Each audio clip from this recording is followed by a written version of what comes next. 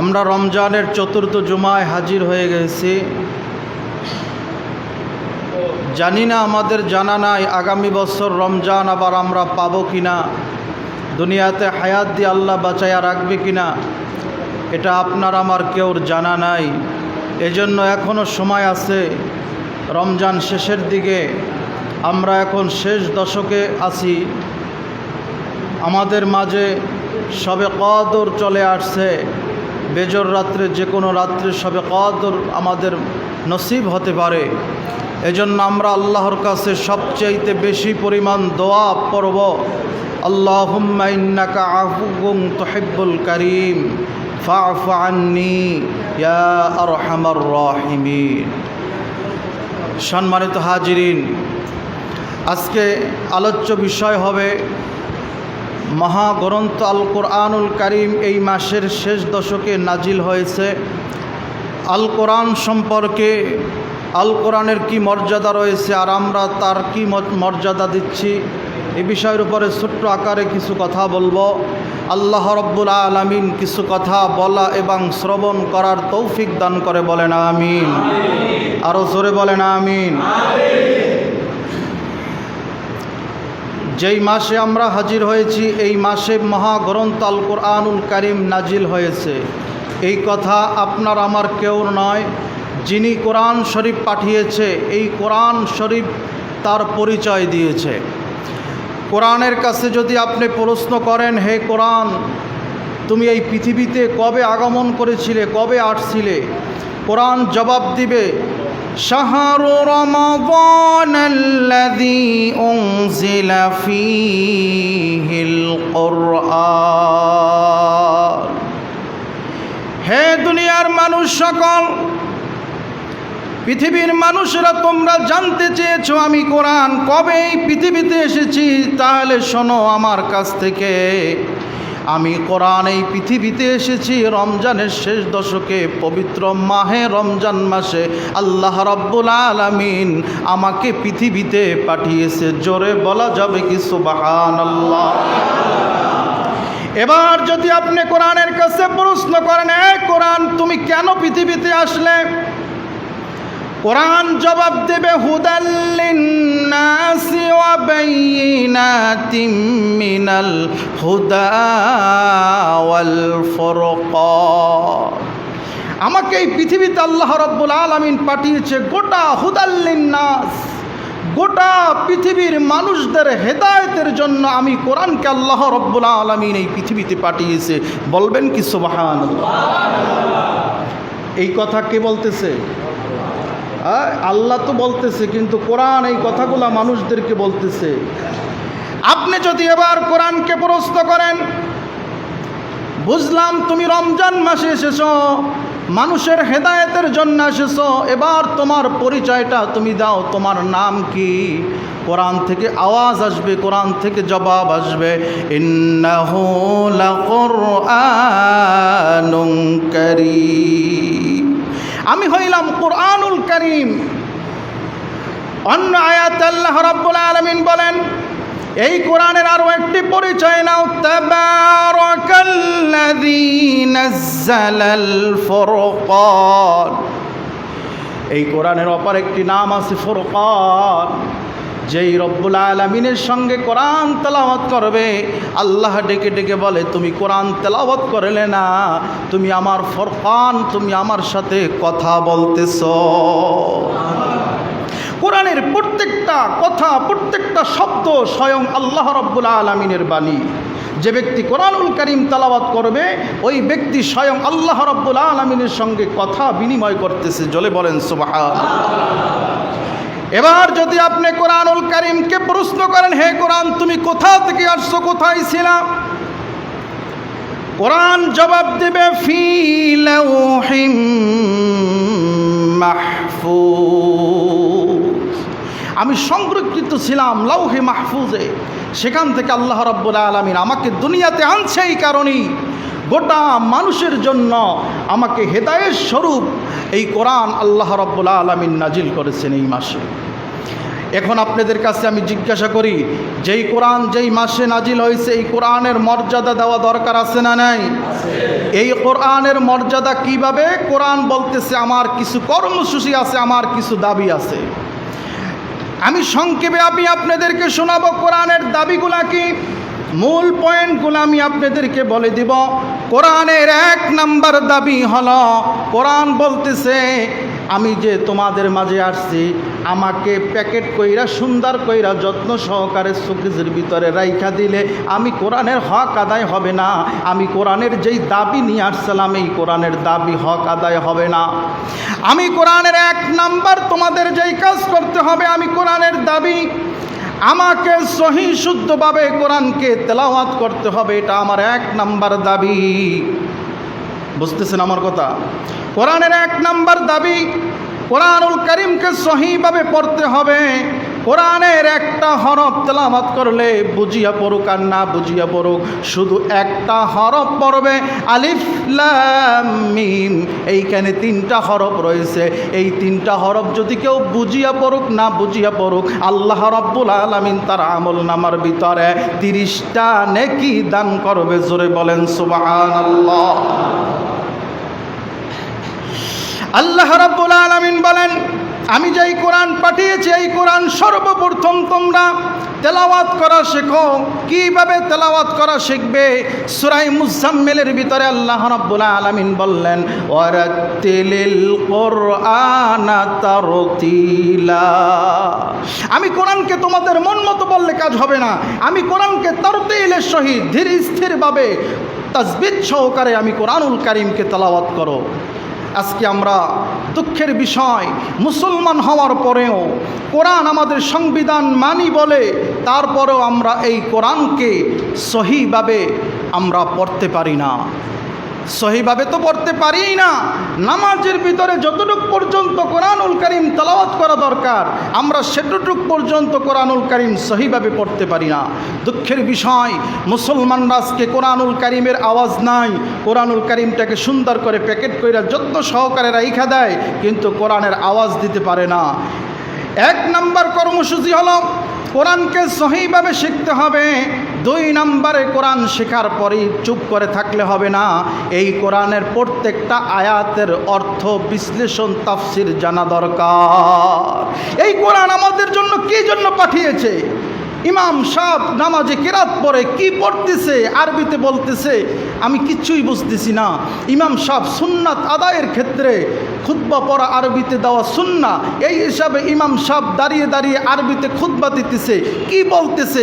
হুজুরের বংশের পরিচয় দিচ্ছে, না হুজুরে কোনো হিসাব নিকাশের কথা বলছে, না কোনো কেচ্চা কাহিনী বলছে, কি বলছে? আমরা আম মানুষ কিচ্ছু বুঝতেছি না। জোরে বলেন কথা ঠিক কিনা? আমাদের যদি মুসলিম দাবি করার পরে, মুসলমান হওয়ার পরে যদি কোরআনের প্রত্যেকটা আয়াতের অর্থ যদি আমাদের জানা থাকতো, প্রত্যেকটা শব্দের অর্থ যদি আমাদের জানা থাকতো, তাহলে ইমাম কি বলতেছে যদি ভুল বলতো দাঁড়াইয়া হাত জাগাইয়া বলতাম, ইমাম সাহেব খবরদার, আপনি এই আয়াতখানা ভুল পড়ছেন, আপনি সংশোধন হয়ে যান। কথা বলেন ঠিক কিনা? কিন্তু আমরা হতভাগে মুসলমান, আমরা কি বলতেছে কিছুই বুঝতে পারতেছি না। একটাই কারণ, কোরআনের দাবি ছিল আমাকে সহিভাবে শিখবে, শেখার পরে আমার অর্থগুলো শিখবে, কিন্তু আমরা এই 2টার একটার দিকেও আমরা অগ্রসর হচ্ছি না। জোরে বলেন কথা ঠিক কিনা? এবার কোরআন বলতেছে শুধু কোরআনের অর্থ জানলেই হবে না, তুমি কোরআনের ব্যাখ্যা বিশ্লেষণ জানো। 3 নম্বর কর্মসূচি, তোমার কোরআনের ব্যাখ্যা জানার পরে তোমাকে এই কোরআন যেই পথ দেখাবে, যেই মত শিখাবে, যেই পথে মানুষদেরকে চলার জন্য কোরআন বলেছে, যেই হুকুমগুলা কোরআন দিয়েছে, যেই বিধিবিধানগুলা কোরআন দিয়েছে, এই বিধিবিধানগুলা সর্বপ্রথম তুমি আগে নিজে মানো। আল্লাহ সূরা তাহরিমের ভিতরে বলেন, ইয়া আইয়ুহাল্লাযীনা আমানু কু আনফুসাকুম ওয়া আহলিকুম নার, তোমরা আগে নিজে দোজখের আগুন থেকে বাঁচো, তারপরে তোমার আহলে আওলাদদের যারা আছে তাদেরকে দোজখের আগুন থেকে বাঁচাও। এই কোরআন বলতেছে অর্থ বিশ্লেষণ জানার পরে, নিয়ম কানুনগুলো জানার পরে সর্বপ্রথম তুমি আগে মানো। তারপরের কর্মসূচি হলো তুমি জানার পরে তারপরে তোমার আহলে আওলাদ যারা আছে তাদেরকে কোরআনের পথে ডাকো, কোরআনের অর্থগুলা পইরা কোন আয়াতে কি বলছে এইটা তাদের সামনে পইরা তাদেরকে কোরআন দিয়া বুঝাও, তাদের কাছে কোরআন দিয়া বুঝাও আর বলো কোরআন এটা বলেছে, তুমি মানো। যদি বলা হয় কোরআন এটা বলেছে আর যদি কোনো মানুষ অবিশ্বাস করে যে না এটা হতে পারে না, ও সঙ্গে সঙ্গে ওর কোনো দলিল লাগবে না, ও বিনা দলিলের সঙ্গে সঙ্গে ঈমান হারা কাফের বেঈমান হয়ে যাবে। কথা বলেন ঠিক কিনা? কোরআনের একটা আয়াত তো দূরের কথা, একটা অক্ষর তো দূরের কথা, একটা জের জবর তো দূরের কথা, কোরআনুল কারীমের একটা নক্তাকে যদি কেউ অস্বীকার করে, মনে করে যে এটা নাই, এটা মিথ্যা, তাহলে সঙ্গে সঙ্গে বেঈমান হয়ে যাবে। এজন্য আমাদের কোরআন শেখার পরে কোরআনের তালিম তরবিয়াত আমাদের ঘরে ঘরে দেওয়া দরকার আছে না নাই? আজকে বহু মানুষ বলে, বহু বৃদ্ধ বাবাজিরা, আমার বাবার বয়সী লোকেরা অনেক সময় আফসোস করে বলে, হুজুর ছেলে সন্তান জন্ম দিয়েছি কিন্তু মানুষের মতো মানুষ করতে পারলাম না। কেন মানুষের মতো মানুষ করতে পারলাম না? কয় যেই শিক্ষা দেওয়ার দরকার ছিল সেই শিক্ষা দিতে পারি নাই। কয় কেমন শিক্ষা? কোরআনের শিক্ষা দেওয়া দরকার ছিল। একটা ছেলের ভিতরে যদি কোরআনুল কারীমের শিক্ষা দেওয়া হতো, ওই ছেলে কোনো দিন নাফরমানি করতে পারত না। আপনি দেখেন বাংলাদেশের ভিতরে খোঁজ করেন, বাংলাদেশে বহু বৃদ্ধাশ্রম আছে। এই বৃদ্ধাশ্রমের ভিতরে কয়জন কোরআনের হাফেজের মা বাবা আছে, কয়জন কিতাবের আলেমের মা বাবা আছে, কয়জন বড় বড় মুহাদ্দিস সাহেবের মা বাবা আছে। আপনি যদি খোঁজ করেন বাংলাদেশের প্রত্যেকটা বৃদ্ধাশ্রমে সবচাইতে বেশি সমাজের যা শিক্ষিত সুশিক্ষিত নামে আমরা যাদেরকে চিনি তাদের মা বাবারাই সবচাইতে বেশি অবহেলিত। জোরে বলেন কথা ঠিক কিনা? এটা আপনারা ঠিক বললেও ঠিক, না বললেও ঠিক। কারণ আমি আপনাদের বাস্তব রূপে একটা কথা ধরাইয়া দেওয়া যায়, বাস্তব ছাড়া আমি কোনো কথা বলি না। একজন সমাজের আমি আমার দ্বারাই বলি, আমি আপনাদের এই মসজিদের ইমাম সাহেব, আমাকে আল্লাহ রাব্বুল আলামিন যে পরিচিতি দান করছে অন্তত বরগুনা জেলার মানুষ মোটামুটি চেনে ইনশাআল্লাহ। আমার মা বাবা যদি এখন কেউ শোনে, আপনারাই যদি শোনেন যে আমাদের হুজুরের মা বাবা তারা বরগুনা একটা আশ্রয়ন প্রকল্পে বা একটা বৃদ্ধাশ্রমে রাইখা আসছে, আপনারা আমার প্রতি যেই ভালোবাসা এখন আছে, আপনারা বলেন তো এই ভালোবাসা আমার প্রতি থাকবে? একটু আওয়াজ দিয়া বলেন থাকবে? জোরে বলেন থাকবে? দেখেন একজন আলেমের মা বাবা বৃদ্ধাশ্রমে যাবে না কেন, এটার প্রমাণ আমি দিচ্ছি।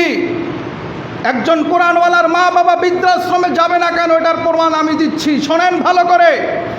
একজন আলেম ইচ্ছা করলে তার মা বাবাকে খাওয়াতে পারবে না, এই কথা সে বলতে পারে না, কারণ সে কোরআনের কাছে শরীয়তের কাছে সে ধরা। জোরে বলেন কথা ঠিক না? আমার মতন একজন আলেম এখানে দাঁড়ায়, আমার মতন একজন কোরআনের হাফেজ এখানে দাঁড়ায়া বক্তৃতা দিতেছি, আর আপনারা খোঁজ নিয়ে বাড়িতে যদি দেখেন আমার মা বাবার অবহেলা করি, আমার মা বাবাকে আমি খাওয়াচ্ছি না, তাদেরকে অবহেলা করি, আপনারা কিন্তু অবশ্যই আমারে ধরবেন, হুজুর আপনার লম্বা লম্বা লেকচার বন্ধ করেন, আগে আপনার ঘর ঠিক করেন, আপনার মা বাবার খেদমত আগে করেন। ঠিক কিনা জোরে কন?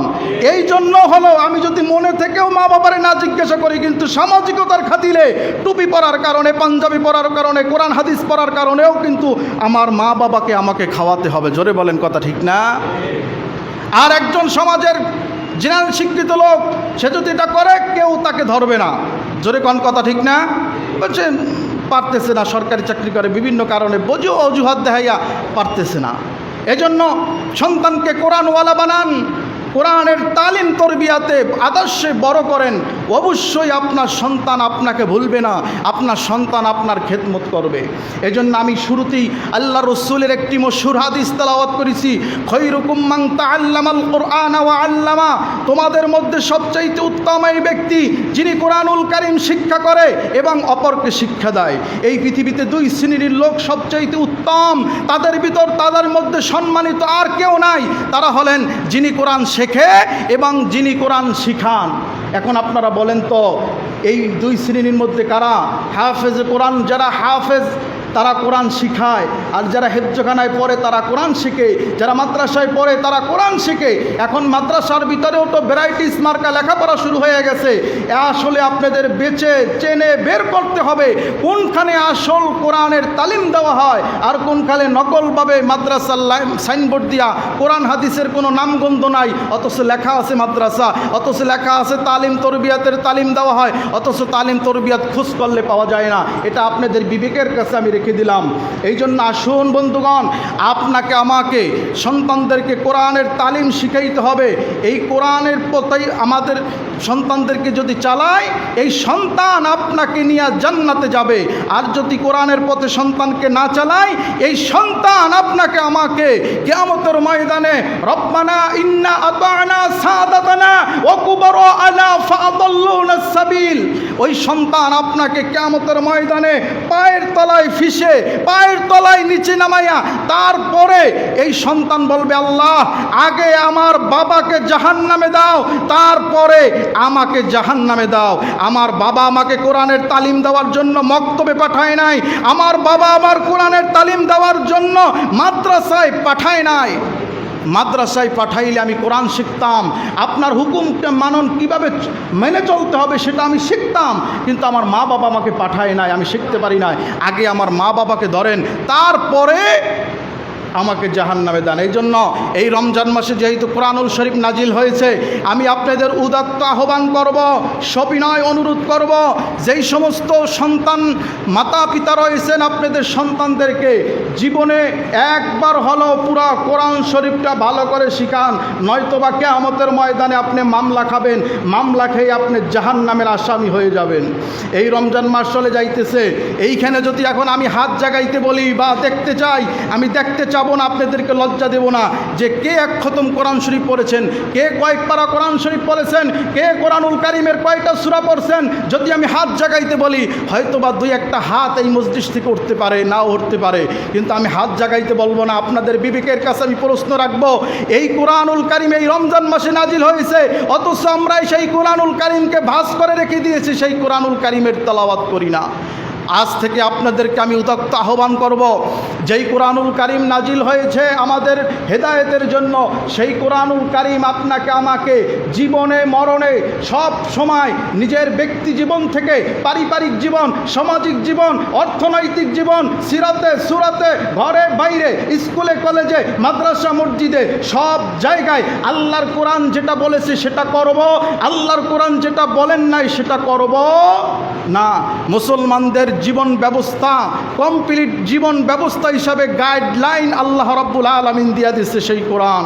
আজকে সেই কোরআন না বোঝার কারণে, সেই কোরআন না বোঝার কারণে আজকে আমরা পথভ্রষ্ট হয়ে যাইতেছি। আল্লাহর রাসূল বলছেন বিদায় হজের সময়, আমি হাদিসখান আপনাদের সামনে বহুবার পড়ে পড়ে শুনাইছি, আজকেও রমজান মাসে পড়ে শুনাই যাই। আল্লাহর রাসূল বিদায় হজের ভাষণ যারা পড়েছেন, বিদায় হজের ভাষণের সময় আল্লাহর রাসূল 1 থেকে 100 লক্ষ সাহাবায়ে কেরামদেরকে সামনে নিয়া আল্লাহর রাসূল একখানা হাদিস তার বাণী পেশ করে গেছেন। সেই হাদিসখানা কি? আল্লাহর রাসূল বলেন, তারাকতু ফীকুম আমরাইন লান তাদিল্লু মা তামাসসাকতুম বিহিমা কিতাবাল্লাহি ওয়া সুন্নাত রাসূলি। আমি রাসূল সাল্লাল্লাহু আলাইহি ওয়াসাল্লাম হয়তোবা তোমাদের মাঝে আর বেশি দিন থাকবো না, কিন্তু আমার উম্মতেরা শোনো, আমি তোমাদের মাঝে 2টা বস্তু রেখে গেলাম। 1 নাম্বার বস্তু, আমার উপরে 23 বছর বয়সা যেই কোরআনুল কারীম নাজিল হয়েছে সেই কোরআন আমি রেখে যাচ্ছি। আর একটা বস্তু, আমি রসুলের সুন্নাহ। এই 2টা জিনিস তোমরা যতদিন পর্যন্ত আঁকড়িয়ে ধরে রাখবা, ততদিন পর্যন্ত তোমরা পথভ্রষ্ট হবে না, তোমরা গোমরাহির লাইনে যাবে না, তোমরা মায়ের খাবে না, তোমরা লাঞ্ছিত হবে না, তোমরা বঞ্চিত হবে না, তোমরা পদদলিত হবে না। যখনই হে আমার উম্মতেরা, যখনই তোমরা এই কোরআন ছেড়ে দিবা, আমি রসুলের আদর্শ ছেড়ে দেবা, তখনই তোমরা পদে পদে মায়ের খাবে, লাঞ্ছিত হবে, বঞ্চিত হবে, পদদলিত হবে, তোমরা নিষ্পাসিত হয়ে যাবে। মুসলমানদের নাম কিন্তু থাকবে না। যেই মুসলমানরা ক্ষমতায় ছিল সেই মুসলমানরা ক্ষমতায় থাকতে পারবে না। যেই মুসলমানদের আজানের ধ্বনিতে গৌর গোবিন্দর মতন একটা রাজপ্রসাদ ভেঙে চুরমার হয়ে যেতে পারে, সেই মুসলমানদের প্রত্যেক বাড়ি থেকে আজানের ধ্বনি আসবে, তারপরও মুসলমানদের কোনো ইমানের টনক লড়বে না। আজকে আমরা সেই পর্যায়ে চলে যাচ্ছি কি যাচ্ছি না বলেন? সম্মানিত হাজিরিন, এই জন্য আপনাকে আমাকে সোচ্চার হতে হবে। যেই কোরআন আমাদের মাঝে আর সেই কোরআনকে আমাদের আঁকড়ে ধরে রাখতে হবে। এই কোরআন আমাদের পড়তে হবে, আমাদের ছেলে সন্তানদেরকে পড়াইতে হবে। আমরা সবাই রাজি আছি কি নাই? জোরে বলেন আছি কি নাই? বেশি বেশি আমরা কোরআনুল কারীম তেলাওয়াত করব। আল্লাহ রাব্বুল আলামিন সকলকে কোরআন অনুযায়ী জীবন গড়ার তৌফিক দান করুক, বলেন আমিন। ওয়া আখির দাওয়ানা আনিল হামদুলিল্লাহি রাব্বিল আলামিন।